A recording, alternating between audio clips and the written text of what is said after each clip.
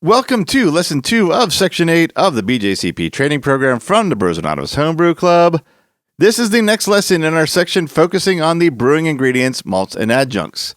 We're on Lesson 2, and we're going to talk very briefly about 2-row and 6-row barley. The last lesson focused on the barley kernel and the basics of what's done to create malt. One thing that we didn't cover that might come up on our exams is that there are two types of barley commonly used in brewing. That's what this lesson is going to cover now.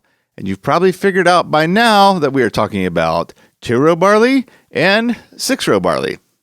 There's no secret codes in these names. They're about as straightforward as it gets.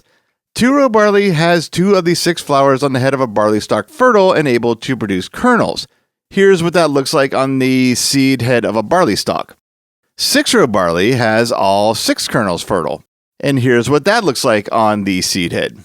There is a variety in between, and that's called 4-row. This is technically a variation of 6-row.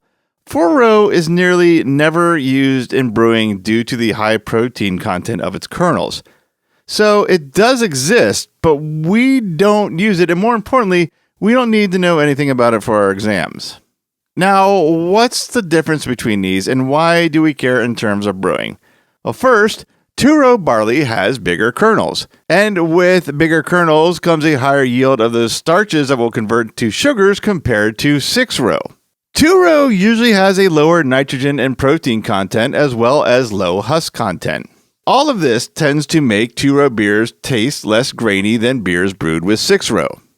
6-row has some positives of its own though. 6-row generally gives a larger yield of total kernels per acre overall. It also has a higher diastatic power due to its larger enzymes content. By higher diastatic power, we're talking about the enzyme's ability to convert starches into fermentable sugars. Because of this higher diastatic power, 6-row is a good choice of base malts when using a large amount of adjuncts in a recipe to help with the conversion of those adjuncts. And with the extra husks that come with the amount of 6-row needed in those beer recipes, the husk content helps with our grist filter when it comes time to sparge and lauter. And with that, that's all we really need to know about the differences between 2-row and 6-row barley in terms of our exam. So let's head on over to the next lesson now.